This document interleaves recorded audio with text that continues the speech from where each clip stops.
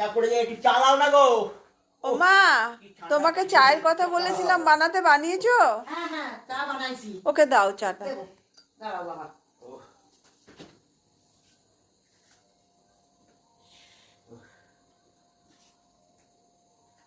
না বাবা, চা। এ কি?